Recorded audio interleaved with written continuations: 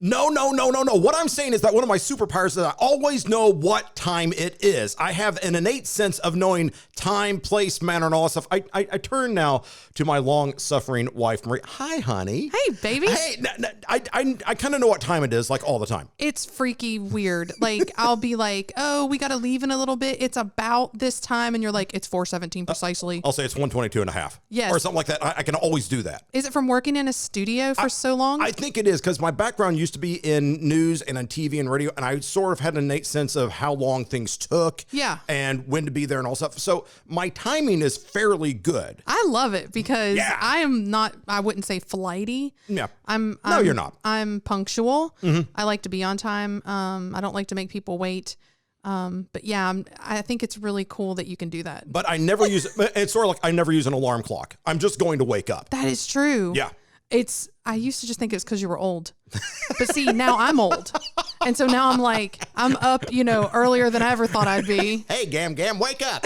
Going to bed earlier than I ever thought I would be. I think it's actually really cool that you can do that, but it's unnerving. I'm sorry, but you're stuck with it now. Here's how this all ties in, because we're talking about the sense of time and all this stuff, and we're looking at, and it doesn't just apply to like a wristwatch, it applies to the calendar, because guess what? We're coming into mid-March, which is hiking season, which is Appalachian Trail is opening. Yes. Camping is beginning anew in North America, and I love it. We are going to talk about all the different forms of camping. Yes. Because it's not just regular tent camping. There's a variety, a myriad of all sorts of camping things. I tell you. That you can do, whether you're if it's COVID, pre-COVID, post-COVID, whatever, there are options, and they're coming out, and the season start talking about getting out there into the great outdoors and getting your camp on. Yes. We went on the trail. Mm-hmm. We hiked just all of the Georgia part. Appalachian Trail. Yeah. Yes. And I'm sorry, I just call it the trail. Yeah. I'm cool, man. We're cool. It's down the road from us. Okay. It's driving. So we just call it the trail because that's where you go. So I'm excited to talk about that. And I'm excited that it's the season. Mm-hmm. And I'm excited for everyone that's getting out there and about to do it. We're about to go camping. That's Marie over there. That's Frank. Voca Vacay starts right now. Prepare yourself for the bestest, amazingest, and overall super duperest travel program in the history of ever. Vacation like it's your job and live vicariously through yourself. It's time now for Voca Vacay. Okay, and as we begin our episode of Voca Vacay, hey, it's good to be back and give a shout out to our newest, bestest, favoriteest countries, because more countries are listening to our global media empire. And here we go, Tunisia. Oh, what? Yeah. That's super cool. Check that out. Eritrea. Okay, I don't even know what is that? Eritrea, a tiny little country, and it is on the east coast of Africa, north of East Ethiopia. That is, I had no idea. This is a brand new thing I'm hearing and learning about. Now I want to go look this up. I'm super intrigued. And the thing is that Eritrea, apparently it is one of the most difficult countries on the planet to get a passport to go visit. Oh, really? For reasons, it's not like a bad place or anything. It's just painfully difficult to get into. This reminds me of Homer Simpson. Forbidden country. Like, now I want to go. I really want to go. I've seen some documentaries on it. It's a wonderful place to go. We just haven't been there. So if you're the Eritrean guys listening to us, hey, we're trying to come over, buddy. Send us an invite. Cool. Malaysia. Cool. Southeast Asia. And here's one we all know where that is. China. Oh, that's a big country. We're huge in China. Oh, man. If everyone in China would just listen to us once, we'd have over 1 billion listens. And if everyone donated $1, we'd be billionaires. That would be really cool. But listening is good enough. We'll take listening for now, and then we'll just give a shout out to China, Malaysia, Eritrea, and Tunisia. Hey, thanks, guys. Thanks for playing along. That's super cool. And hopefully you guys camp where you are, because we camp where we are. Yeah. And let's take a quick, just a brief moment pause here to say we're in the United States. We're pretty much the 1 year. I don't want to say it's an anniversary. That means you celebrate.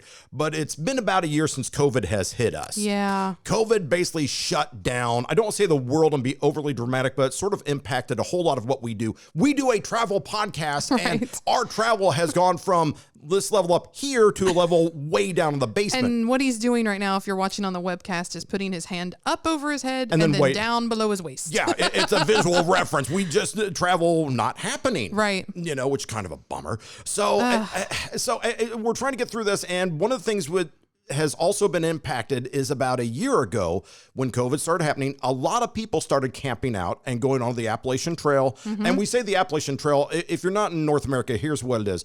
It is it's over 2,000 miles long. Yeah. It goes from Maine all the way down to Georgia. Yes. And you have to go through like a dozen states, and it is a wonderful thing. People do it. They take a couple of months. Standard time is about 3 to 4 months to walk the thing. You can go north or south. Some people super run it. Oh, yeah. Like real lightweight people. Yeah. That are like carrying nothing. Yeah, and they have like, no body fat. These guys. You know that guy, right? No, clearly, but not me. But so you Sprint on by. I'm going to take my time. Look, and they're always the people who power walked everywhere. It's like, I'm power walking. Really, dude? Come on. Enjoy, see the scenery. Yeah. So there are people who do that, but there's also, Pacific Coast Trail, Pacific Crest Trail. There's Pacific Coast, I always call it that. It's Pacific Crest. Yeah, I do the same thing. And there are major trails all over the place, and wherever you're listening from, like in Tunisia or China or wherever, there's probably trails there as well. But a lot of the trails, they actually had a pushback about a year ago because so many people were saying, there's COVID, I'm getting outdoors, I'm going to breathe the free air. And everyone went to the trails, and the trail guys were saying, no. Now you're doing the exact opposite of what we want you to do. Right. So now it's coming back slowly, incrementally. I'm not going to talk to people about shots and herd immunity and epidemiology because I'm not an expert in these things. I simply know that I want the travel industry and the tourism industry and everyone to be able to go out and have adventures again. So I just read that the AT still has some sections that are closed. Yes. But they did have to close a few because of COVID. And I was glad that everyone was kind of getting out and doing everything outdoors. I actually personally came from a state that was really picturesque. And it was like, people, that's what you did. Like in your free time, you went camping, you went hiking, you did all the stuff outdoors because being from West Virginia, we're like the East Coast little playground, DC's little playground, where there's lots of skiing, lots of hiking, lots of cabins, lots of fishing, all this outdoor rec. And so here's the thing, around the world, when something like a pandemic strikes, you start to realize, oh yeah, we're not all urban everywhere. Yeah. Like there's stuff outdoors that's like, nature that you can like enjoy. And so I was kind of happy that people were, getting out and doing more outdoors, quite frankly, because I think it's really good for you. Oh, it's great stuff. And again, growing up, because she's from West Virginia. And for those of you people who haven't been through West Virginia, you're missing out because it is a beautiful state. Oh, thank you. Oh, it's flat out gorgeous. Thanks. And the women there are kind of cute too. Thanks.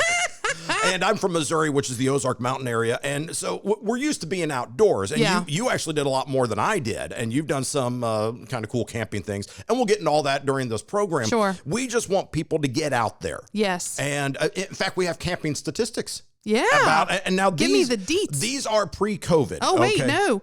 I shouldn't even be saying that. Give me the deets. Oh, yeah, that guy needs to say it.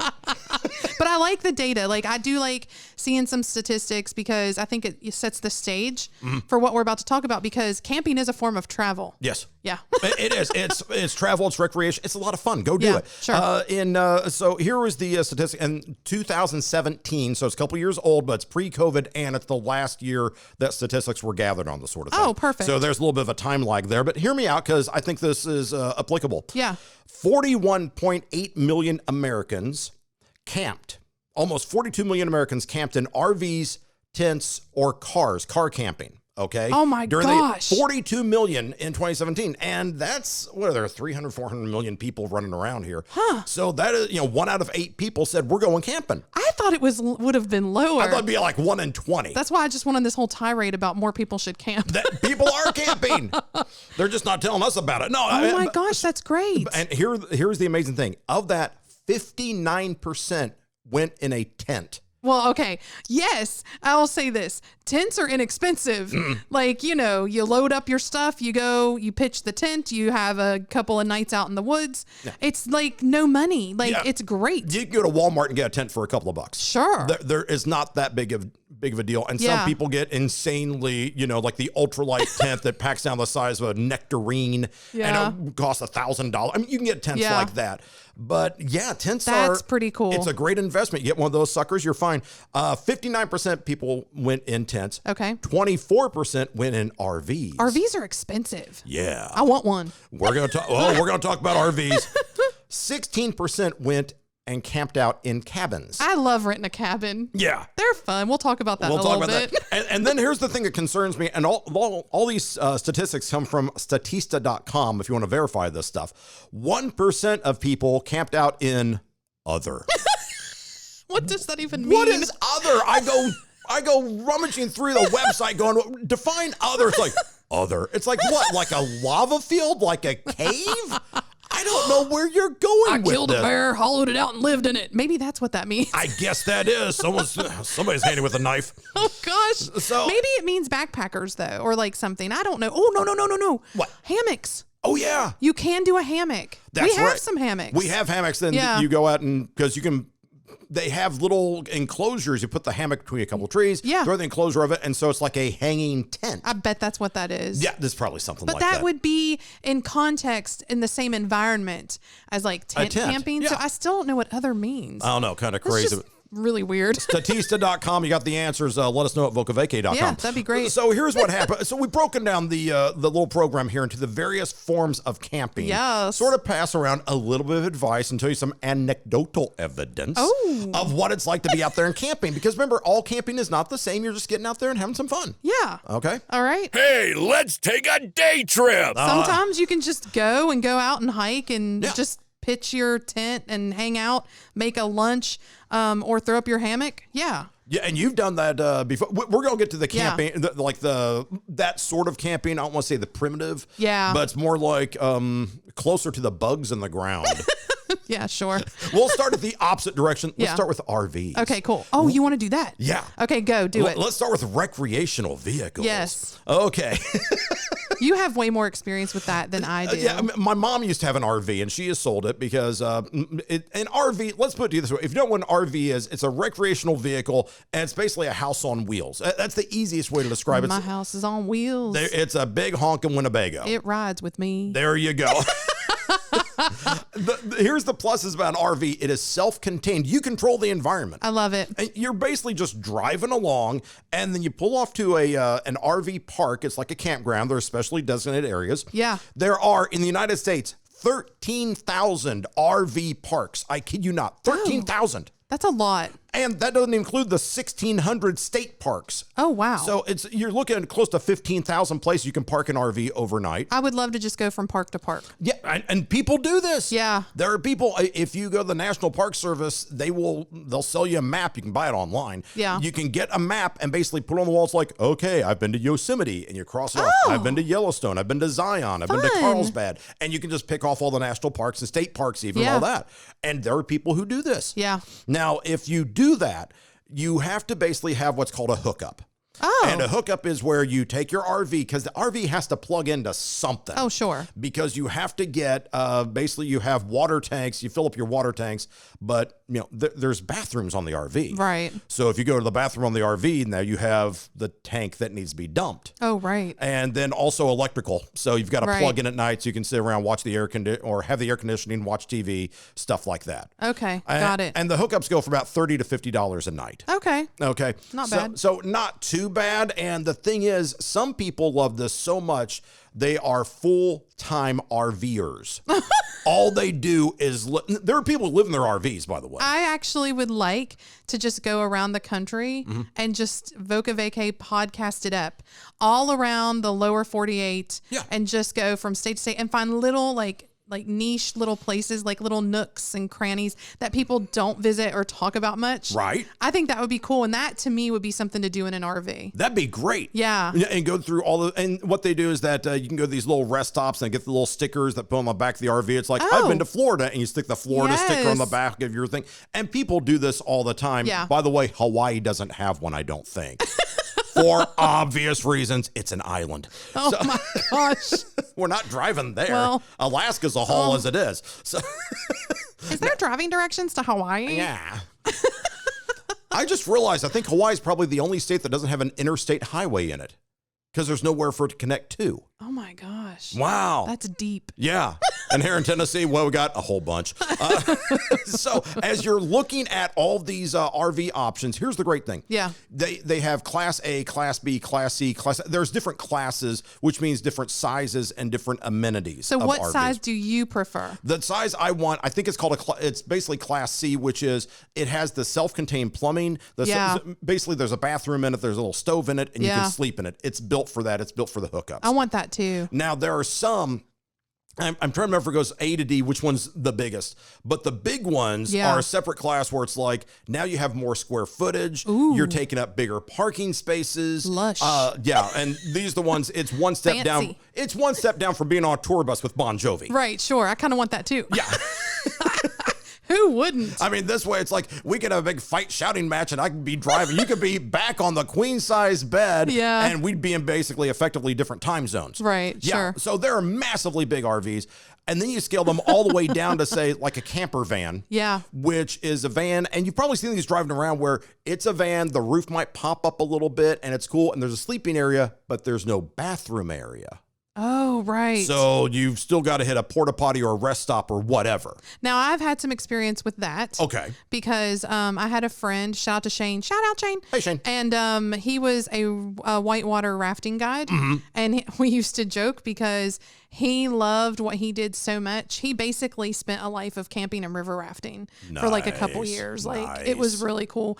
But I went and visited him a lot and spent a whole summer actually camping out and like doing stuff down at the river. But he lived in a van that was like that, and we used to joke, and I'd be like, "In your van down by the river." I live in a van down by the river. For those of you who don't know, we're referencing that old SNL skit, Chris Farley with Chris Farley, which was so funny.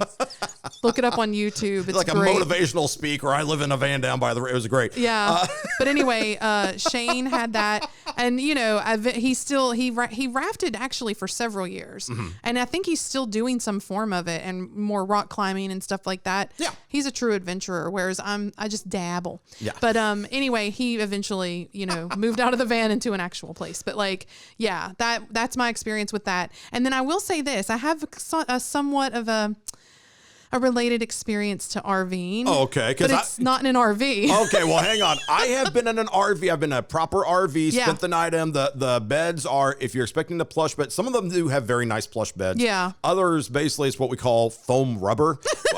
Sure. It's like you fold out the table, you put that thing on. It's right. Okay, and that's where the grandkids sleep because now you're comfy. Yeah. And the good thing, just to finish up RVs, is this. Yeah. You can take any food you want and prepare it any way you want. That's kind of nice. Yeah. Because I do like to cook. So you don't have the space and weight. Well, there's still a space consideration, but there's not a weight consideration like when you're backpacking. So if you want to say, I'm bringing a ham, you can put a ham in an RV and it'll fit and you can cook it and it's fine. I do kind of like the self-containment, and having like things kind of efficient. So the lack of space from being in like an actual house is not, that doesn't put me off. Like, I'm still like, oh no, an RV would be kind of cool. Yeah. But no, I in a previous life, had a boyfriend when I was younger. Wait, there's a boyfriend before me? I'm so sorry. If only I would have met you earlier. How could you? No, but he went and tried, some work in the trucking industry after getting out of the military. Okay. And so I spent a summer going across country in a semi.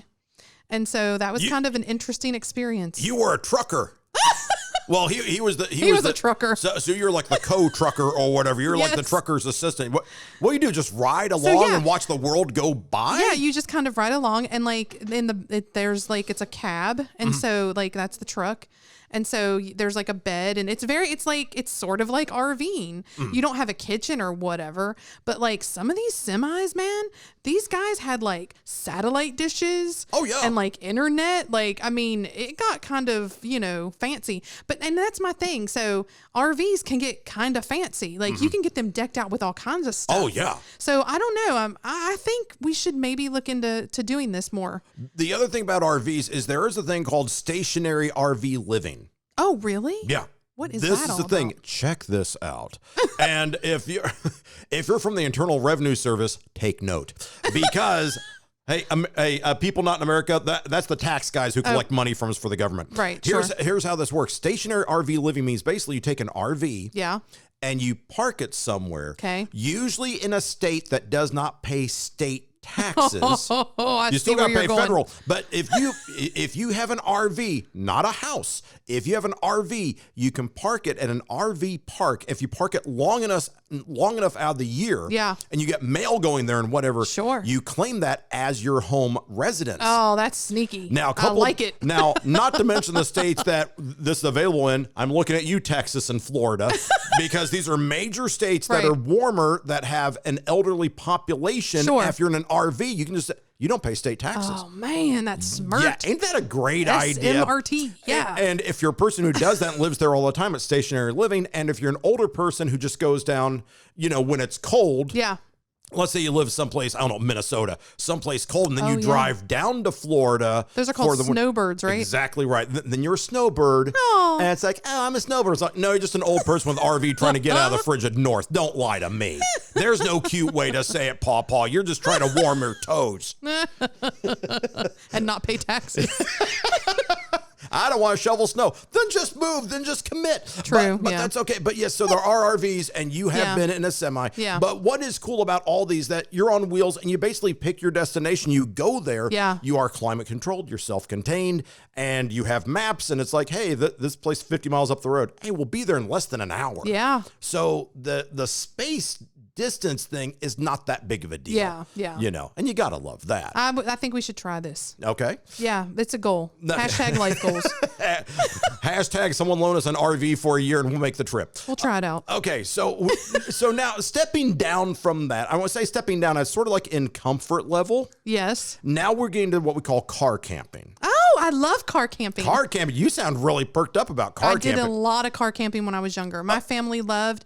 Like I said, in West Virginia, it's very beautiful. There's a lot of state parks, a lot of national parks. It's just full of parks. It's gorgeous. It's everywhere. You can literally, though, like from the capital city, Charleston, which is where I grew up, you can drive 10 minutes and hit a state park. It's fantastic. Yeah. So you just load up the car with your tent, your camping chairs. Yep. You load up your cooler. Your cooler. You go down and you just, you find somewhere that's like within driving distance, within 10 minutes to 2 hours. Yeah. And you just like go and set up your tent, and you have like that. The reason I kind of feel like tent camping is sort of like glamorous. Because if you've ever backpacked or been like really roughing it. Oh yes. Primitive camping or whatever. When you're in your car, you can bring bags of ice. Yeah. You can bring things to it's like coolers with like packed with food. Yeah. And so I quite appreciate it. Yeah, it's really nice when you can say, oh, geez, we're going to cook. What do we got? I don't know, a Coleman grill with propane. You hook it up. Hey, Bob, you forgot the hot dogs. I will get in the car, which you still have with you, and drive to the 7-Eleven, get a bag of wieners, come back and throw the hot dogs on the grill. Yes. There are advantages to having a car there. Yeah, you can bring you're right, the little grills. That's a really, I like that. Oh, yeah. My aunt used to make chicken wings. Like she would do like jerk chicken wings in like she'd fill like a gallon-sized baggie with them. Yeah. And she'd freeze them because I told you I was spending like a lot of time going camping, like in college, especially towards the end of college, like through the summers. Right. So like, a week or two at a time. And she would load me up with stuff when I'd leave, put it in a cooler with a bunch of like freeze packs and like ice and stuff. And obviously it wouldn't sit in there for 2 weeks, but right. Yeah. So when I'd get there, I'd have something, but yeah, you'd pop out the grill and you'd have your chicken wings. They'd be thawed out, throw them on there. Oh man, that was the life. I love your aunt. You can bring little mini kegs. Oh yeah. I'm just saying. A mini keg. Yes. Like, because if you're going to go camping and you have, and you can pack firewood into your trunk. Oh, yeah. Like, I'm just telling you, car camping is kind of like being in your own backyard, but it's just a little bit mobile because you're in a car. Now, we have gone car camping together years ago. We were down on the Gulf of Mexico on St. George Island down in Florida. That. Yes. And what happened, we worked with a bunch of people and we said, hey, let's all go car camping. Yeah. Which meant everybody got in their cars and we drove down to the same beach together and we camped overnight. Everybody brought a tent. Yeah. And it was a lot of fun because you sit around and people pull up. And some of the things that happen when you're talking about a place to go camping, remember I just told you about the RV parks. There's 13,000 RV parks in America and 1,600 state parks. And there's national parks as well. All these parks, they have RVs. There's generally a tent designated place, right, meaning tents/cars. Right. So you can park your car, put up a tent next to your car. Right. And now you're car camping because you're camping, your car just happens to be right next to you. And so you pitch your tent. Yep. And so you have your firewood, your cooler, your grill, and then some of those sites have hookups for cars. Right. So you would have your water and your electric on like a designated, it's like a post that's like right there. And so, and then they have like in the tent camping portion of the campground, they have like a bathhouse. Yeah. So you can stay like a week and you can like shower, you can like clean up, you can do whatever. And then, hit the beach in the daytime. Car camping near a beach is actually really nice. And that was the first time I'd really done it near a beach. Yeah. And it's one of the best things to do because now you're going, okay, so I have all this stuff. And when we did, here's our experience real quick. Went down with a couple of people and there are good points in that it was a lot of fun. And apparently I was designated the chef grill master just because I was the guy who brought the spatula. It's like, whose grill's like, you are. It's like, okay. So I did that. Now the difficulty is you are around other people who are also car camping. So it can be volume wise a little bit loud, a little bit busy because it's not like you have like, your own acre of land. No, they cram you in there. They do. You're next to other people for sure. We were next to a guy who...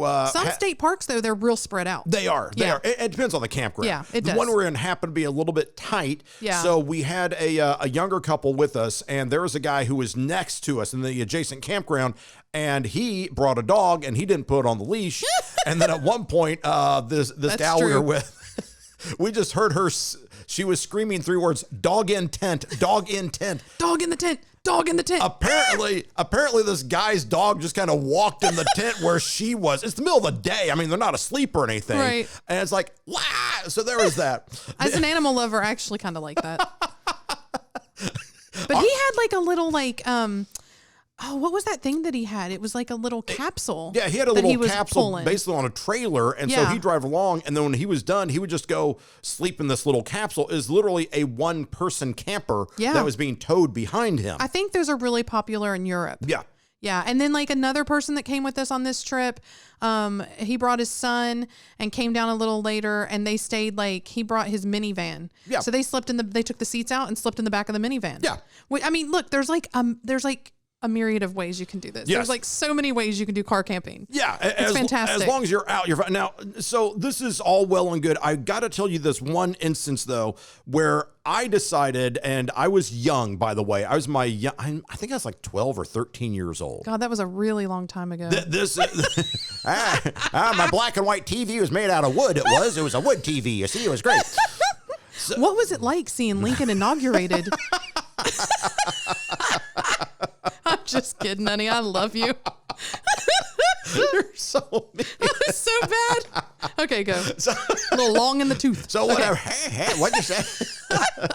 I remember when Calvin Coolidge and I were sitting around the bonfire talking where we were. How were those fireside chats? Oh boy, I'll tell you, when FDR came out, it was a thrill. So what we did was that I was with one of my sisters, my older sisters, and one of them was married, had a couple of kids. So basically, I am going with my sister, her husband, and their kids. Yeah. So I'm the uncle who's riding along. I'm basically like not the babysitter, but we drove from Missouri down to El Paso, Texas. Look at the map. It takes a while. Oh, yeah. And then we went up through Colorado, circled back around. I mean, it was a trip. And we were gone for like a week or so. And it's one of those cool little things like, hey, thanks for taking me. It's a lot of fun. But one thing we did, which I did not know in advance, we went to the El Paso River. The Rio Grande. It's the river between United States and Mexico. Yeah. And we went down there, and at the time, this is many, many years ago, there's no border or anything like that. It's just a river. Yeah.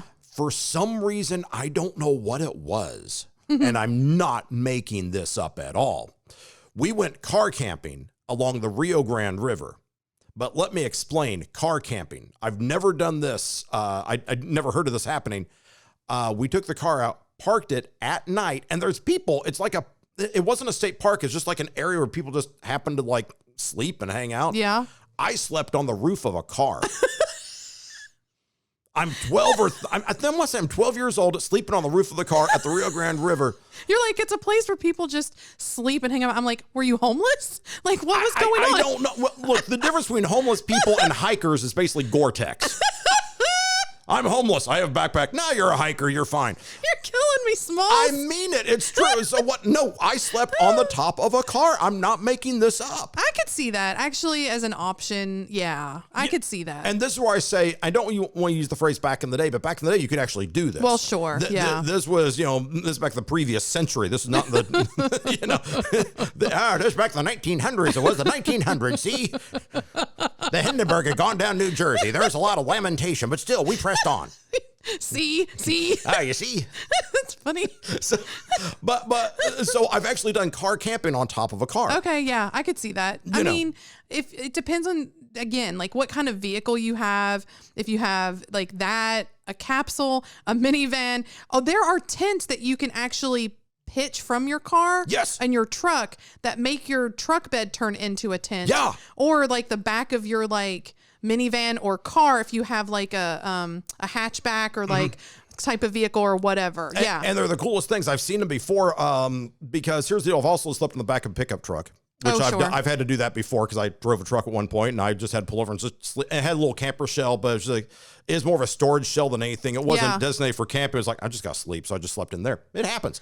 You spent a whole time, like you went and camped all the way down when you got out of college or something? Yeah. Did you tell me about that? Yeah. What happened briefly, I was looking for a job. Yeah. And oh my gosh, I am so old. This before the internet. It's before the internet. I'm going to stop the voice. But it was before the internet and I had to go find a job. Yeah. So I had heard of one and I'm in Missouri, had to go down to, I think, Beaumont, Texas. I was headed that way. It's near Houston. Yeah. And I'm driving down and I was running out. I'm hemorrhaging money. I had no money on me except for a Texaco gas card. Because you're like right out of school trying to find work. I didn't have money. You know, I had a very small pickup truck and a Texaco gas card. Literally, that's all I had to my name. And back then, people didn't get on the internet. No. And post their website, post their resume to a website. No. You had to go actually physically go find a job. You had to go knock on doors. And I heard of a door down in Beaumont that needed knocked upon. So I was going to go a knocking. Sure. As it happened, I ran out of money and I started sleeping in the back of my pickup truck. Yeah. Understood. It's just what you did. So it wasn't that big of a deal. Did you get the job? Not that one, but I did get a job on that trip. Perfect. I got a job in Texas, not in Beaumont, but another place north of Beaumont. So yeah, it worked out fine. And thus started your journey to here. And now I'm with you. Thank you, Lucky Star. I'm sorry. No, I'm just kidding. Marie's sitting over there going, opportunity's knocking. All I got was a dial tone. So as it happened, I love you. So, but the thing is, your point is absolutely valid that if you do go to certain places, I know they can make them car specific. I know that like Subaru has them, Nissan has them. I'm sure the other car companies or SUV company has them, where if you open up the hatch or the back of your SUV, then you can have this thing just emerge like a caterpillar. Right. Where it's just sort of like, right. That's the sound it makes. And it just sort of, it vomits out this large piece of nylon Gore-Tex tent. And you sleep in it, and then you're done. You just go in it, and you push it back into the thing. You shut the hatch, and you drive away. Are you the official spokesperson for the sounds of that this thing makes? The sounds of Subaru, brought to you by Voca Vacay. There's a Subaru guy right now in Washington State going, "What is going on?" But we're looking for a sponsor. Subaru is now off the list. So, but what happens is that so you can do any kind of car camping. Look, theoretically, if you were driving along on the interstate, you pulled off a rest stop and you slept in the back of your car because you're tired. Technically, you're camping. You are car camping. So it can be done. Yes. Okay. So if you don't have the RV, you've got the car because that's kind of the situation we're in right now. Yeah, we can go car camping. So this leads me to mention camping. Mm-hmm. What about if you want to kick it up a notch? Like you, I don't know what that sounds. Where you just like, you're like, I want to go fancy. Oh, fancy Because camping. I will say this. Also in West Virginia, I used to go, like I said, hang out at some river rafting places, outfits, and they had some platforms already. If you weren't going to be in your tent, Right. they had platforms already set up. Yes. And then they had bigger tents that were like taller that you could stand up in. And they had like cots and they had mattresses on them and like they were fancy. And so I think by today's standard, that would be called glamping. Glamping. And so if you're a real housewife and you want to go glamping, glamping. there is a difference. And that talking about all of this kind of leads me to that. Well, that's the thing. And you bring a brilliant point because you can always rent. There's a couple things you can do. You can rent a cabin. Yeah. Because you've rented cabins before. I love cabins. And cabins, if you don't know how this works, basically you're renting, think of an Airbnb, but rustic. Oh, yeah. But beautiful, usually near a lake. Yeah, usually there's a hot tub involved. Yes. Usually there's multi-levels in there, and they're good for family Chalets. reunion. Yes. Oh, and so you get, satellite service, full kitchen. It's a house. It's a house. You're renting a house. Yeah. Some of them in like North Georgia that I've been to are fancy 4-story houses. Yes. Some of them have, pool tables and foosball and all this stuff. And then some are just teeny tiny little chalets that are one room. They're just romantic getaway type things. Yes, but yeah, the whole thing about a cabin is you invite your friends, you get in the tube, in the hot tub, Yeah. you have your cocktails, you make your dinner, you hang out and play cards and board games all night, and it's just awesome. I love it. And then during the day, you just leave and you go hike or go get on the water, rent a canoe or whatever. And yeah, oh man, I love me some cabin camping. So there's cabin camping, which is great. And then, but see, we won't make that delineation. Tell you what cabin camping is versus glamping. Glamping is not in a structure, I don't think. Like it still involves a tent. It's just a fancy tent. It's really tall. Well, and do you know? yeah, I do. Oh! I've looked this up. Tell me. Glamping, for those of you who don't know this portmanteau, a portmanteau is a blending of words. It is glamorous camping. It's glamping. I love it. Now check this out. There are websites, I could drop their names, for example, glamping.com. Oh, that was easy. Yeah, that's where I looked it up in advance. But here's the deal. You can go glamping. Let's give you an example of this. They tend to run $50 a night up to $3,000 a night. Stop. Okay. What do you get with that? I will tell you. Massage? Like, is it a spa experience? It's a spa. Spa. Here's what you get. For example, I looked on glamping.com, and this is not the only one, by the way, but when you type it in, it comes up first. I went through some of the others, but just as a representative example, here's what you'll get. Okay, cool. For $2,100 a night Woo! per couple. So that's two of us get to go for $2,100 a I'm night. glad it's not per person. Yeah, really. You can get a cabin. And when we talk about cabins, see, they're calling it glamping, but it's an actual cabin. Oh, I see. I can see where this could get really confused. That's why there's a lot of blending of the terminology here. Okay. You get a cabin near Missoula, Montana. Ooh, pretty. This place is called the Green O. O is in the letter O, just Green O. You get all your meals, drinks, luxury accommodations in the mountains. It's near a forest and all this stuff. And it's $2,100 per couple per night. And that's a resort in my mind. That is. That just sounds like a resort or an Airbnb. That just sounds like, well, hold on. I guess it's because someone built a bunch of them just for that purpose. Yeah. If it was Airbnb, it'd be more like in a neighborhood. Yeah. Or whatever. But if they build these little bitty tiny standalone cabins, you put them out in the woods, just scatter them around over a couple of acres. And this thing is, a couple thousand acres big because it's Montana. Everything's huge out there. And so you just put a bunch of little cabins out there and just say, okay, and come down to the main hut, the main tent, whatever. 3 times a day, we'll give you all the meals, and drinks are included, by the way. Right. So you just go hang out there. Okay. That is glamping per se, but it's also blurring the line between cabin rental and just going to a resort. In Cancun. I mean, there's not a whole lot of difference to me. Yeah, because when I think of glamping, I just think of something that's like a way larger, more sturdier tent that's more canopied, with rooms in it. You know how they have big tents that have like a main room and then like a side. Yeah. Where there's like they have tents that big. Like to me, that's like glamping. And glamping has and now like been they taken. can have like an outdoor shower. Yeah, and now this glamping is basically taken to the extreme. Oh yeah, these are not outdoor showers. These guys got right. It's more like a cabin. Right. But they're calling it glamping. We're just bringing this up to point out that if someone says we're going glamping, they're not really camping. There's glamping, and then there's glamping with a capital G, which means we're glamping in the Hamptons. Well, I mentioned Airbnb and neighborhoods. There are also, you can find cabins and stuff through Airbnb. Like, but those places that have the little tiny, oh my gosh, they're almost like tiny houses, like tree houses. Yeah. Or like little tiny houses. Yeah, I love those. That also, I guess, could be glamping. Yeah.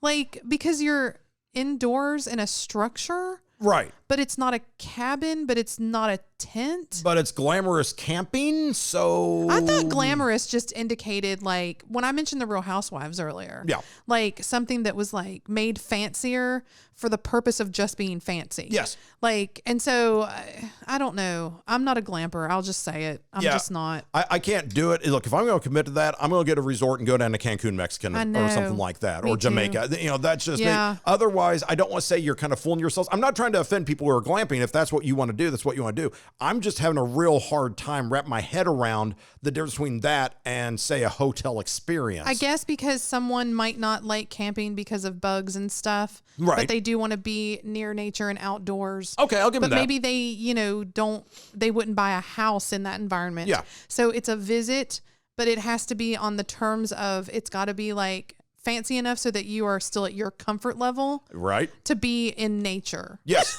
And see, I could see glamping as like an anniversary or a honeymoon or something special like that. So I'm not saying no to, because I think it's a cool idea. Yeah. It's just, I want more information about what I'm going to be doing before I go there. Yeah. It's otherwise, like, okay, just, load me up on umbrella drinks and let me scarf the smorgasbord in Cancun. Yeah. Otherwise, there's a Marriott down on the Riviera. I will totally meet you down there at the buffet. Sure. But, You're not fat. You're well-rounded. And glampers get fed. Right. So are we stepping down to where we're backpacking at this point now? Yes. Because you have actually gone backpacking. You've been a backpacker.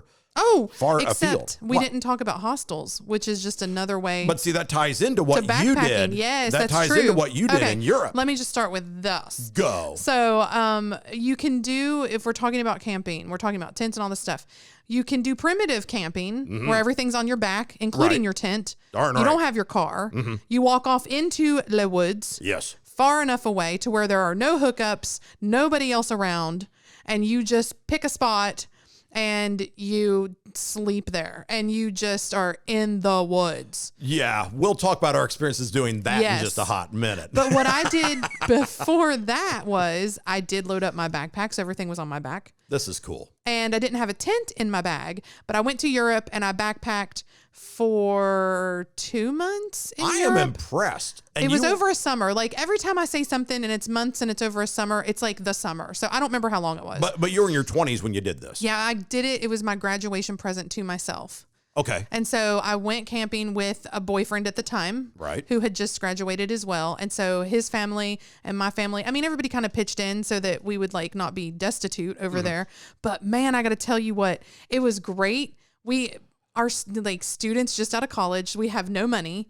I mean, we have enough money to get around. Yeah. And at the time, this was like previous to 9/11. So it was super cheap to go to Europe. Yes. And so everybody was still on their national currency and not on the euro.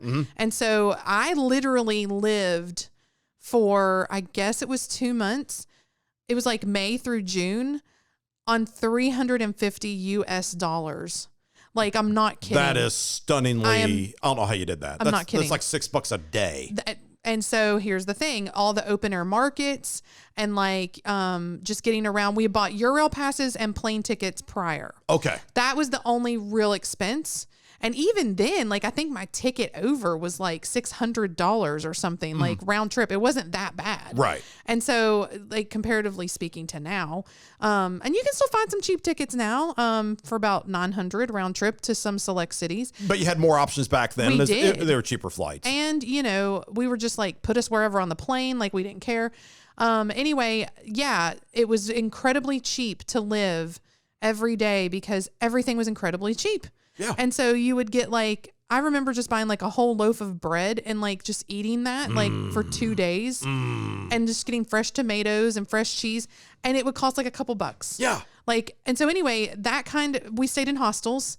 And so hostels were incredibly cheap. Some of them were like $12 a night. Yeah. Like, I mean, and you split everything with who you're with. Like, it was incredibly cheap and probably one of the best experiences of my life. Yeah. So we just hopped from country to country and mostly Western Europe, and stayed in hostels. And that was, I guess to me, that is sort of another form of camping. It is sort because you can go, and if you're slogging around Europe with a backpack on your back, and don't be amazed when you go to Europe and you see teenagers, not Americans necessarily, but a lot of European teenagers. That's what they do. They get the backpack. They'll just go, hey, I'm going to Montenegro. I'm going to Kosovo. I'm going to Spain, whatever. And that's just what they're going to do. Yeah. The culture over there is just more amenable to people walking through with a backpack on their back and getting on a plane or a train. Yep. Because it's very popular. And shout out to anyone who does this. For sure. Because there's a level of independence there that a lot of people, and I will call out the Americans on this, a lot of people can't wrap their head around. Yeah. And it's like, I'm driving to the store. I need my cell phone, my emergency contacts. And it's like,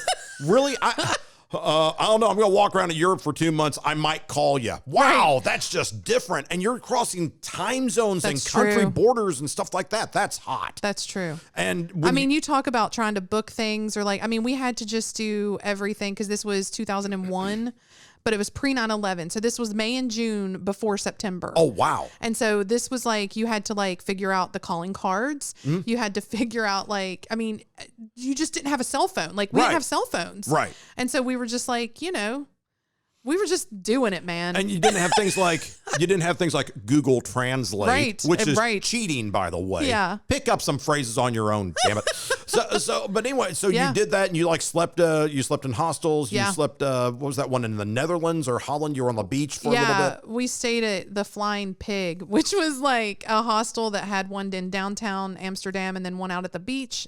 And then Noordwijk, I think is where it was. Okay. Then we stayed in Germany. We stayed in Berlin. We hit Luxembourg, Belgium. We did France. We did a lot of France. We did Paris. And again, it was like hostels. The one thing though in Paris was that we did get to stay in a cabin. And so we went down into a little town called Brieux, and it was the off season. And so the company, I still remember this to this day. It was Cap Vacances. And so we kept saying, which I guess just means to vacation. I don't know if you're French and you're listening. Please tell us. Please tell me what that means. Because to this day, I really don't know. But it was just something like, before we left, I was looking up things on my computer because everything we took, all the plans that we made, it's like I said, we didn't have a phone. So we just, that's the plans we made. Yeah. And then we went over and we figured it out. Right. And so I just found this place that it was like $30 a night for a whole cabin. Wow. So we stayed there like 3 or 4 nights and we like went around this little town, but that was like a proper cabin. But again, it was super cheap because it was like the off season and they were on the franc. Yeah. And we were like Americans and it was like 2 to 1 for our money or something. The dollar's strong. Let's go make this work. I mean, and they had like it was the off season. So they had like things to do like canoeing and like, it was like out in the country. And so, but it was the off season. So everything was closed, but I'll just say this. We had a really good time drinking French wine and eating really good cheese in that cabin. So there you go. And that's the thing is that when you're camping, I mean, you've got to concern yourself about what you're going to eat and drink as you go there. Yes. And just if you're in a backpack, slinging around a couple of bottles of wine, it gets heavy. It does. So, but if you can find a spot and just sort of say, okay, I'm going to bunk down here and look at the environment, that's very cool. Yeah.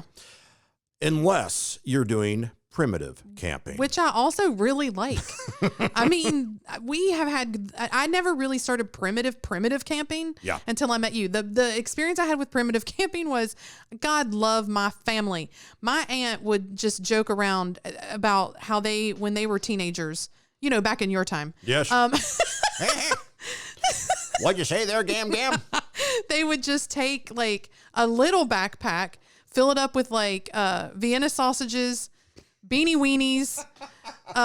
They'd go out, find fire. They would just hike up into like a hill. Yeah. And they would just like, bring something to lay on, and they'd sit on rocks and they'd make a fire. The important thing was you had to have enough room in your backpack for some beer.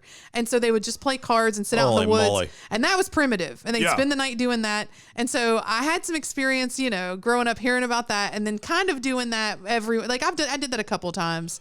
And so putting a little tiny mini keg in the back of your backpack, cutting a hole in it so that the spout comes out, walking up into the woods. Oh man, I'm just telling you, West Virginia knows how to do this stuff. So I trained her about primitive camping proper. Yeah, and so that was the kind of just, can I say half-assed? Can I say that on here? You can totally say that. That was the half-assed way to do it, which was just kind of, look, the point of that is just get out of your house. Yeah. And go spend the night in the woods, and it's kind of fun. And tell stories and sit around a fire. Okay. But the real primitive camping is super cool. And when you introduced me to that, I was like, oh, boy, this is really good. This is manly. Well, okay, so she did the half-ass camping. I introduced her to the whole ass camping. And it goes like this. So one of the first place we went was Providence Canyon, which is in western Georgia, southeast United States. They call it the Little Grand Canyon. Yeah. If you've been to the Grand Canyon, then you've been to Providence Canyon. There's a difference. Beautiful.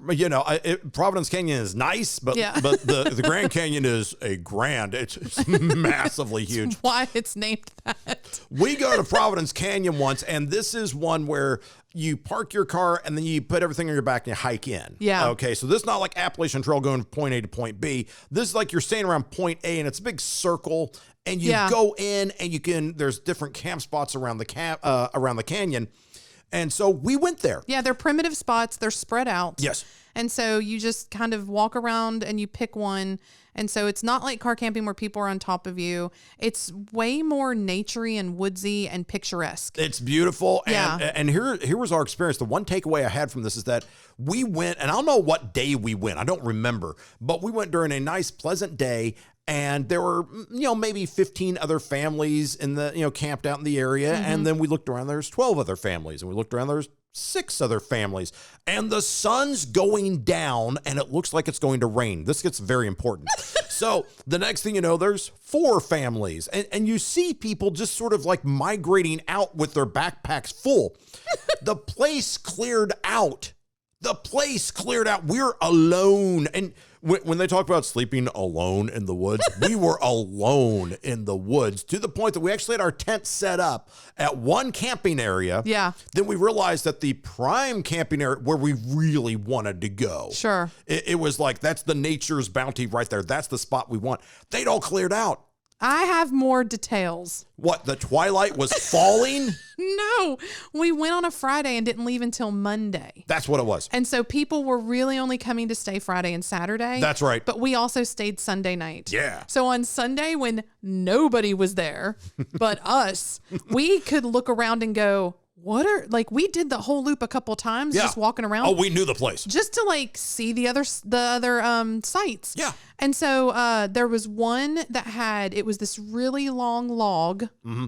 And it had already a fire pit built with stone. And there was firewood already cut. It was Shangri-La. Oh, we're going. And so you were like, oh, the log is what you can sit up against. Yeah. The stone is because some of the other sites were here's a fire pit. And we're done. Yeah, here's a flat piece of ground. Enjoy. Yes. Yeah. And so this one had I don't know if there was someone whittled a chair out of wood or something. There was just something really it's the campsite fancy. You want to be in. Yes. And so and we kept passing it as we were walking, and there was on Friday someone there, on Saturday, but not on Sunday night. Dun, dun, dun, dun. It's ours. And so you're primitive camping, so you're just carrying everything in. Uh-huh. That includes your tent, your food, your if it's going to get cold at night, anything. I mean, your sleeping bag, but anything extra clothes, anything like that. And so we had set up. Did we move once or twice? We moved once. Yes, because our site was not bad. It wasn't bad. It was near a sort of little shelter. It was nice. Yeah, and so that was kind of nice. Oh, and then This other one, though. we took a walk on Sunday morning, and it was like, they're gone. Let's They're gone. move. So it was about a mile away, Yeah. a mile around the circle. Yeah. Yeah. Yeah. It starts raining. Starts raining, and twilight is falling. There's no one around. We are It wasn't yet twilight. No, the darkening clouds made it look like Mordor from the Lord of the Rings trilogy. That's true, It's starting to get dark and scary. And I mentioned there's no street lights around us. I mentioned there's trees all over, and Yeah, it's true. closing in. When it gets darker in the woods, it happens faster. Oh, You're yeah, right. it gets dark at 2:30 in the afternoon. Oh, my gosh, we're going to die here. So it's starting to really close in on us. It was like, we're going to take the tent. And by the way, the tent had sleeping bags, and everything was already set up. Yes. We picked up the tent. Let me rephrase that. We picked up the tent. We unstaked it. Unstaked we put our it. pack because we didn't want to. We didn't want to put it. We didn't roll it up and, yeah. all this stuff. No. We didn't want to put it down and then have to re-pitch it. Yeah, that's silly. And so we were like, just pick up one end, I'll pick up the other. We walked a mile holding a tent over our heads. with all of our like sleeping with all bags. of our stuff in there, and we're still wearing backpacks because all of our other stuff's Sleeping still pads, on. Yeah. yes. And we're just do. And night is closing in. Oh my gosh. We had some daylight when we finally got there because I remember we set everything up. And like, so when you're primitive camping, you have like jet boils. You have a way to we have some of this on our webcast right now. You have a way to cook food. Yeah.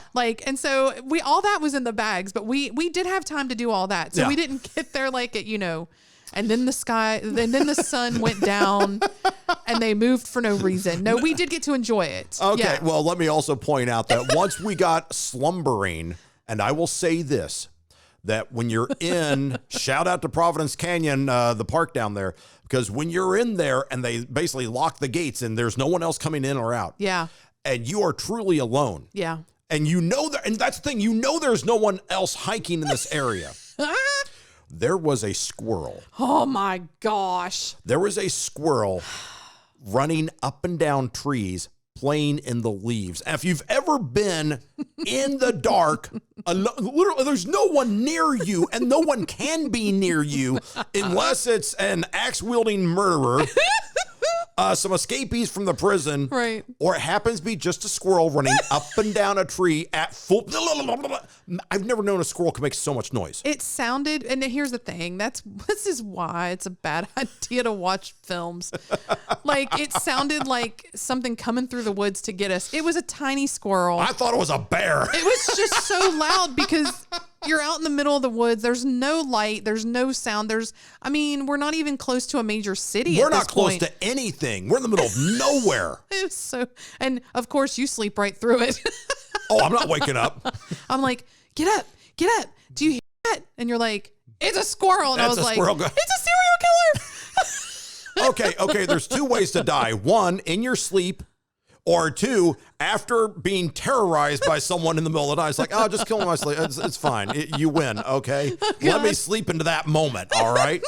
So, but the thing is, so we've done this before. Yeah. And that was fun. That was. And we had the entire park to ourselves. Yes. And that was kind of cool. It was great. And that is what sparked us going on the AT and coming back full circle is because we enjoy primitive camping. Yes. We like taking our jet boils and our food and our stuff and just, throwing it on our backs. But here's the thing. I like finding cool, like little, gadgets that are super efficient, that are lightweight. Yes. And that's, a lot of backpackers are into that. And so you're looking for like things you can take that don't weigh a whole lot, but that will be really of use if you're primitive camping. Yeah. And so we kind of got into that. Well, what happened is that I had very briefly I went on the Appalachian Trail once without you with a friend of mine and this other guy, and he's like, yeah, let's go. And we were both in our 40s and like, hey, we'll do this and we'll put on the and what we did was we said we're going to start at Springer Mountain, which is the southern terminus of that's the southern end, and we said we're going to start walking north and we're going to do it for a couple of days. What we did in our hubris, which means our huge egos, was we said we're just going to load up the backpacks. Guys, we put, I think, 46 and 48 pounds of gear on each. Too much. Each. Right. Guys, I was taking spare jeans. You know how much denim weighs? If you're camping, if you're taking jeans, stop. You're doing it wrong already. But when you did this was not at the height of what like companies are doing now, like No. REI and everybody, where they're coming out with, and I mean, this is in the last, 20 or 30 years, Yeah. where they're coming out with uber lightweight clothing Yeah. and like, water resistant stuff. And they had like, some of that back then. Yeah. I just wasn't educated enough to Right. know that, hey, after walking around for a couple of hours up and down hills with 48 Right. pounds on your back, it's going to hurt. But that's how you learn your lesson. Yeah, it was. And you get good at it. And that's part of the process. Next thing you know, we connect years later and we say, let's go on the Appalachian Trail. Yes. And a big shout out to REI, rei.com if you ever want to check them out, because that's where we get, I should have bought stock. I should have. I have, oceans of Gore-Tex now. It really is pretty sad. But what we did is that we've gone on the trail a couple of times. Yes. And primitive camping means basically everything's on your back. Yeah. And it's a different mindset when you're literally responsible for all of your food, Yeah. all of your water, all of your hygiene, Right. all of your clothing. It's a different experience from going to a cabin or an RV or Yes. even having your car right there. I mean, talk about having to be efficient. yeah. I mean, I was sawing off little tiny camping toothbrushes, like the whole rest of the handle, Yeah. just so that I wouldn't have those ounces in weight. Yeah. Like, I mean, there's a real art to this. You want to get the Yeah. weight down. I mean, it's one thing for volume, but the other thing is that you're more concerned about the weight. Yeah. I mean, you can take a whole bag of popcorn. We don't care. Popcorn takes up space, but it doesn't weigh anything. Right. Sure. You don't want to have, bulk is one thing, but weight is the killer. Yeah. So you have gotten really fanatical, and I mean this in the most loving way possible, about taking the toothbrush and sawing off the handle. Yeah. So it's like, hey, that's half an ounce. That's right. You don't Adds need up. that.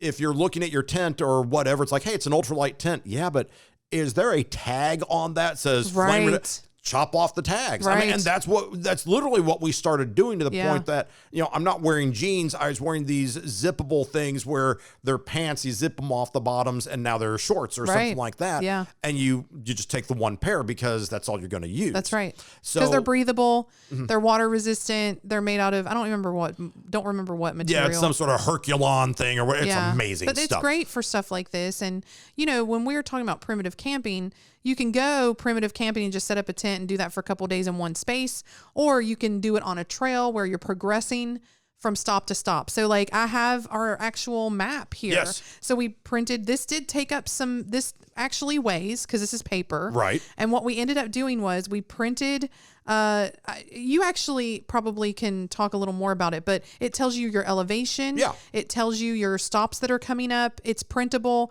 It's on the AT website. And what we did was we just printed off every time we'd go, because we just section hiked. Yes. And section camped. Yeah. And so we would print off that 3 or 4 days, and every night we'd burn what we the actually map we just did, because the page that we just one did. page actually weighs a tenth of an ounce. But it's Right, like, yeah. So what you do is you can get Appalachian Trail guides. You don't take the whole book with you No. unless you're a through hiker. If you're a through hiker, you should have planned this out better, because what you do, I'm looking at this one. This page that I'm looking at right now, you can see it on our YouTube channel. This one starts on mile 20. Right, yeah. At a place called Woody Gap. Oh, which I loved is, Woody Gap. Woody Gap was gorgeous. Yeah. At mile 20.8 and ends at mile 38.6 at Hogpen Gap. Yep. So if we got to the Whitley Gap shelter at Hogpen Gap, guess what? Then we'd rip this page and throw it away. Yep. And these trail guides are very handy because it shows you the elevation, the topography. Yeah. And you can really figure out, it's hard to get lost. Right. When you have the guide like this, and all you're just looking for is,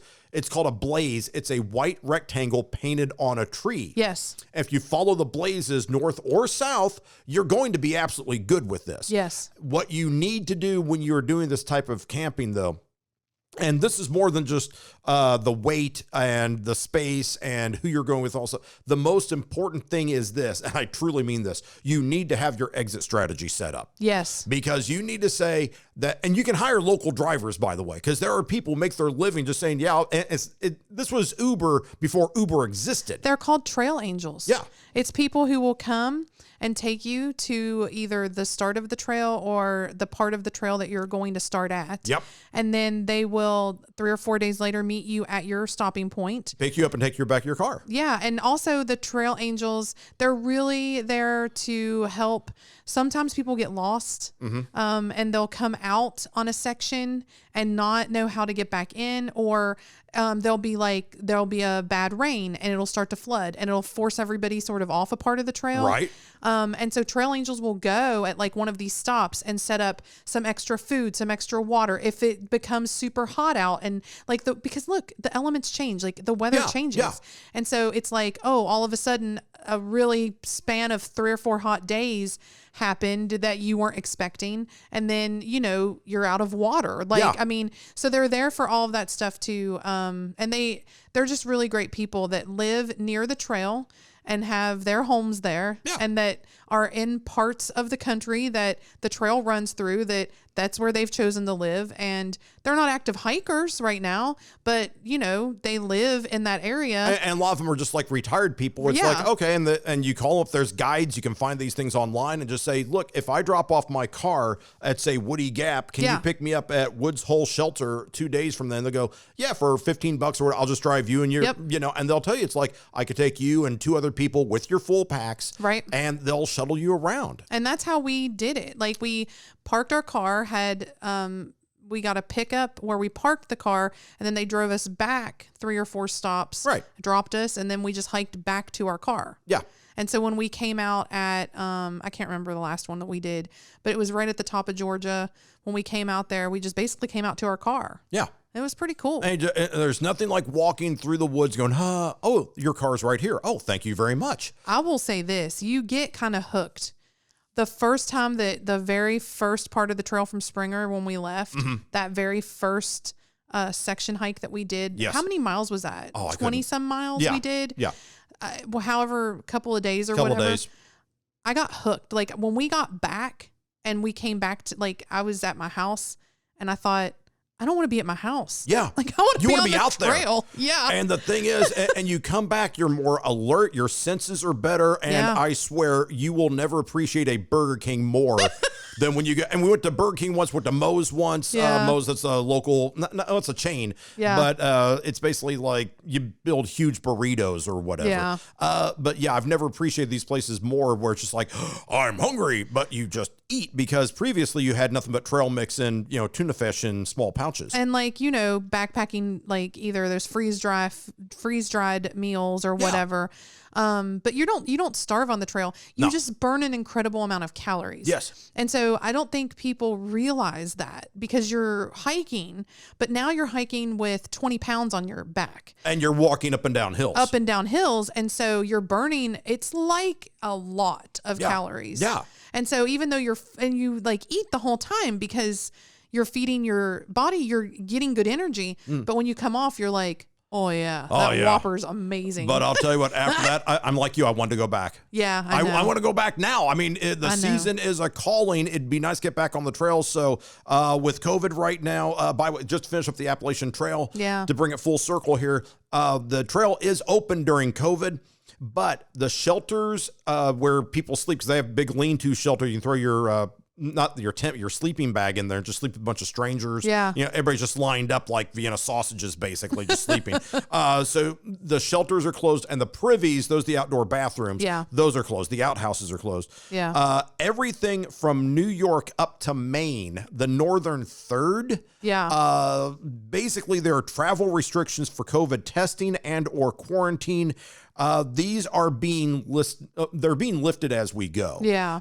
So some states, they really didn't do too much. They just sort of discouraged people from coming out. Right now, with COVID sort of hopefully in its final stages here. Yeah. We expect these to lessen a little bit and people can actually get outside. Right. Because we want to go. Oh, yeah. But even as much as we love camping. And love each other. And love camping with each other. Sometimes we still disagree just a little bit. That's why right now it's time for Monica versus Joey. It's game on. It's time for Monica versus Joey. Monica and Joey from our little series called Friends on TV. Watch it on Netflix or wherever it's on now if you haven't seen it yet. They approach things from two different viewpoints. A little bit. And I think some of this would apply to camping. Yes, for sure. Because Monica and Joey will both camp, but they'll tackle it differently. For sure. Okay, so you, Monica, in this situation, would you physically train before you went on a through hike of the Appalachian Trail? Oh my God. My weight has fluctuated up and down so much over my life. Yes, because I don't want to get out there and like on mile 1 have a blowout. Like there went my ankle. Now you just have a crappy ankle. Just a bad ankle there. That's it. That's it for you. You're your bad ankle now. Here's 20 miles coming up on your crappy ankle. Like, yeah, I mean, I want to like not like pass out if I'm going to walk up any sort of elevation, you know? Mm-hmm. So I would train because I think it's important to not just go do something like, I don't know, run a marathon with no training ahead of time. In my defense, I learned about the marathon 2 days before I ran it. So maybe it's 3. It may have been 3. I think I found out on a Wednesday when I was Saturday. But you did know what a marathon was. I understand it's a great distance involved, but I also understand there's free Gatorade and snacks on the way, so I'm not going to say no. You're like, oh, there's donuts at the end? I'll go do it. And I did. That's how I ran a marathon. What? Am I missing something here? It's just a lot. The Joey persona, of which I shall represent very ably here, is as follows. I'm not going to train for this. Right. It's not like the Neanderthal Cro-Magnon man stretched out and did like hey, I don't want to pull a hammy while I'm slaying a velociraptor or a mammy woolith. No, but you just went out and you did. You took your spear, you just started jabbing and you ate the thing. Mammy woolith. A mammy woolith. A woolith mammy. I love you so much. Yeah, I got what you mean. Yeah. It's a big dinosaur. A woolly mammoth. Woolly mammoth. What'd I say? A mammy woolith. Well, those are even worse, but they're extinct now, so it's fine. God. Oh, okay. So I would train and you would be killing. I would not. I would just go out there with the thing. It's not like, what do you want? I'm going to do some deep knee bend squats and go out and slay a saber-toothed tiger. No, I'm just going to go do my thing. So Joey versus Monica in this argument, I would simply say, no, I'm not going to physically train. This is it. I'm just going to go 0 to 60 and pray to God I make it to the end. I just think that, especially for... like I said, my weight's fluctuated so much. I don't want to get out there after not exercising for a while and putting some weight on and being like, now let me walk up a mountain. It's just not going to happen. You got freeze-dried food. You'll make it fine. I'd rather just find the bar. Which way is the bar? Oh, fine. Fine, he's on your side. But if I'm training, like if I'm like, okay, I need to build up to this, like I can do a couple miles a day, like I'm like, this is good. This is good. So I would train. Okay, and I would not, and I haven't. But still, it works out. Agree to disagree. As you're looking at camping, and we did all the research on this, we also came across like a whole bunch of real travel nuggets that, we always try to impart a little bit of extra wisdom, shall we say. Yes. And we call it, as always, what we're going to do in this episode's Travel Nugget. Ooh, I like a good travel nugget. Our travel nugget comes as a website. Yes. Which is something, and let me demonstrate, and I'll just sort of, I'll rattle these. You don't believe me. This is a keychain. Oh, yeah. Those are my actual keys. On my key ring here, and you can see this on our YouTube very, very well. Our YouTube channel, it basically shows me I have a little, it's called a Leatherman squirt. Yeah. The Leatherman squirt. I love Leatherman.com. So that's where the travel nugget. My Leatherman, it is basically on my keychain, on the key ring. Yes. And it is a very tiny pocket knife. It has little bitty pliers on there and a couple other small blades. Yeah. It's tiny. This is designed to just be in case you need to, cut something or slice or whatever very, very quickly. And this weighs a couple, maybe ounce or two. Yeah. But a Leatherman squirt, that is what I keep on my key ring all the time. Yeah. And you never know when it's like, I got to do something. And this comes in very handy. You have a Leatherman, but is slightly more advanced. My Leatherman is bigger. I got this actually from working in the film industry. Right. When I first got my first gig, my uncle bought me this. Okay. And so this one is super advanced. Like it has things, what are these? Like where you can like... Oh, those are like hex screws. Yeah, like hex screws. Wow. And then mine has like pliers. But yours has like the full set of, my pliers are like tiny, like the size of your thumb. You have a full set of pliers. You have like various knives. Saws. That is a saw. That is a knife. This one was my favorite because you could take the tripods off. Oh, I mean, the head for the camera off the tripod. Yeah, screwdrivers. Yeah. Yeah. I think that has everything but a corkscrew. Yes. Yeah. And a knife and a file. And a nail file and all that. Here's the thing. You can go to Leatherman.com and you can I don't want to say customize them. I don't know if you can do that. Yeah. But what you can do is they have so many varieties. You can say, I want something with a blade, pliers, and a corkscrew. Right. And I'm absolutely fine. Right. And what you have there is more of something, if you're doing some hardcore, because the thing I have is day-to-day use. Right. Yours is for actual primitive camping or working on a film set where you need a multi-tool on your hip at all times. Yeah. And it works out great. Yeah. I think everybody kind of needs one of these in their life. Yeah. Just for like everyday stuff. Yeah. Yeah. And what happens is that I don't have a multi-tool like that for primitive camping. Instead, I have a wife from West Virginia who has a multi-tool, which is even better. That's right. Okay. That's right. As we're wrapping up, there's always, so Leatherman.com, and of course we'll post links on the website. Just want to let you know, have your knife, and if it's not a pocket knife or whatever, just have a multi-tool, something you can use, whatever level of camping you're going to do, whether you're glamping or car camping, or if you're in an RV, you're probably going to need one of these at some point. It's just a handy tool to have with you at all times. Leatherman's pretty indestructible. Yeah. A lot of people, they'll go the Swiss Army way. And Swiss Army's fine too. Yeah. And I've had both. I prefer Leatherman right now. Me too. And Leatherman for you, as far as like the heavy duty, like the film shoot stuff, that's what everybody uses. I like taking this one on car camping. Yeah. I think we've opened cans of food with this thing. Like Oh, it's yeah. like, oh yeah. Oh yeah. Yeah. That All right, works out cool. very well. So that being said, before we close out the show, we always give you one little, in addition to the travel nugget, one little bit of information that we come across during our voluminous research, and we go, seriously, is this a real thing? What the holy guacamole? What the holy guacamole are you talking about? Once again, besides Men at Work, AC/DC, and Olivia Newton-John, Australia is setting the curve, just being brilliant in all things, and I will explain. Yeah. Qantas Airlines. Okay. I love these guys. I wish you were here. Qantas Airlines in Australia has now got a gig going on. They are called mystery flights. What? From Sydney, Brisbane, and Melbourne. Okay. Let me elaborate. Ooh. Tickets start at $577 for an economy seat. $577.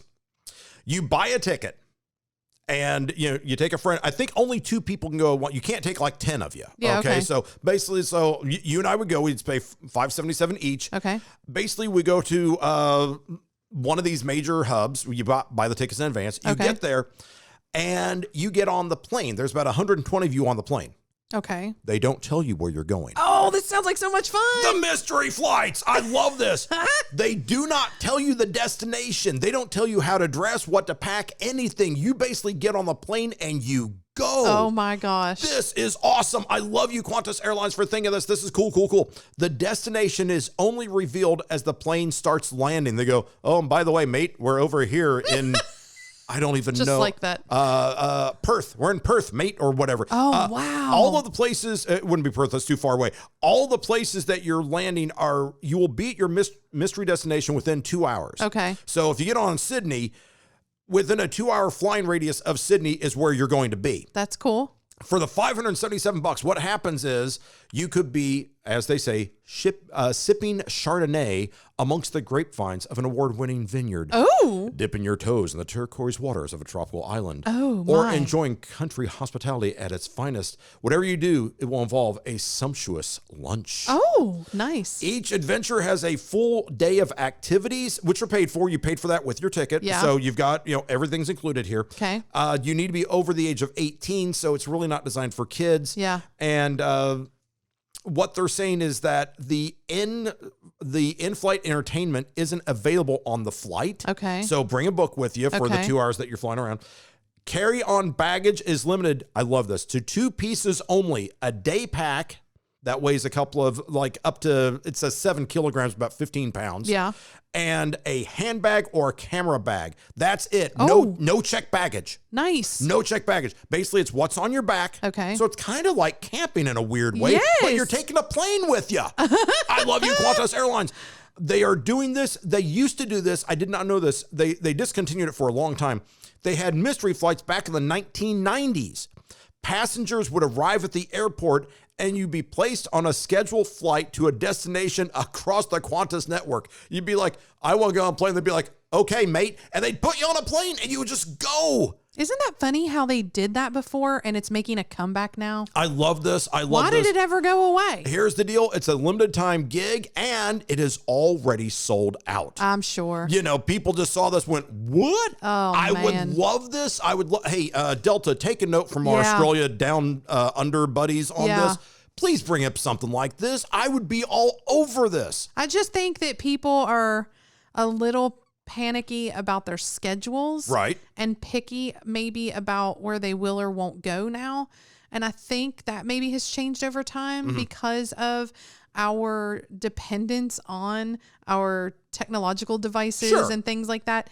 And so I don't know. I think what I would suggest is doing this and don't take your phone. Yeah. Oh my gosh. That would be super cool. I love you so much in this moment. And just don't. Disconnect for a few days. Yeah.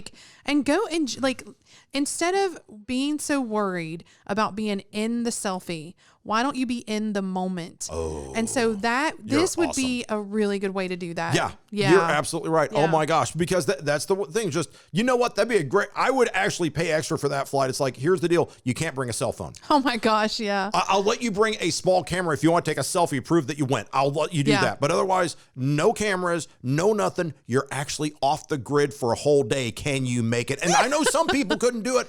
I would welcome this. That would be absolutely hot. I love taking pictures. I actually minored in photography in college. And so I learned early on though, that I was missing out with my camera in front of my face. Yes. And I love taking pictures, especially when we're on vacation. Yeah. And one of the cool things about having a phone with a decent camera on it, and I used to be really anti-camera phone until I because I just was like, no, I have real cameras. Right. But who wants to pack all that stuff? And then, when I was in Europe backpacking, I shot on film. Ooh. And that took up a lot of That's space tough. and a lot of weight in my backpack. Yeah, yeah. But at the time I was an artist and it was very important. But see, now a phone is just like. And so that was great. And I was anti that for a little bit. And then now that I was like, well, no, I got to kick that attitude about it because this is great. We can be walking through somewhere. I can pause momentarily, just for a second or two. Get a picture. And take a picture and move on. But even now with my phone, because I learned early on that I was missing out with my camera in front of my face. Right. I often feel like I'm missing out with my phone in front of my face. Yeah. And I just think that even though we do this show and we want to, take pictures to share with our listeners and put them on our website and do all of that, I still just sometimes I have to tell myself, you're in the moment, just stop. Put the phone down. This is not about that. This is about right now. Yeah. Yeah. So the thing is that we will take pictures and put them on the website. In fact, I think on vocavacay.com, I think you've taken literally every picture we have. Yeah. I think I've taken maybe one or two. You're much better about it than I am. Yeah. I'm just like, I don't want to do it. But the thing is, she minored in it. She's actually really good at it. I'm just going to click. Lens cap was on. I aimed at the sun. Whatever. I'm moving. Stop it. Still. And hey, if you want to check out her photography or anything else we do, go to our website, vocavacay.com. Absolutely. We can do that. And we'll see if we can get something with Qantas Airlines in the future. That would be awesome. I would Thanks for love bringing that up. Hey. I love it. It's kind of like camping with a plane. It's plamping. Plamping. Plane camping is plamping. That's pretty funny. You know what? Someone at Webster's Dictionary is like, oh, a new word. Plamping. Let's go plamping this weekend. Anyway. Flamping, fly camping. I like plamping. Okay, fine. We're going plamping. Anyway, hey, thanks for checking out this edition of Voca Vacay. And as always, our new countries, Tunisia, Eritrea, Malaysia, and China. Thanks for playing along. Glad to have you with us. Yeah. And remember, keep up with us on Facebook, YouTube, Twitters, and Instagram. And, of course, the mothership of vocavacay.com is always accessible on our website. Yep. And don't forget to live vicariously through yourself. Yeah, and... Vacation like it's your job. Darn right you should. Hey, that's Marie over there. That's Frank. And we will see you in a fortnight. Love ya. Miss ya. Mean it. Bye. Don't forget to click subscribe. As always, hashtag Voca Vacay at Voca Vacay and visit vocavacay.com.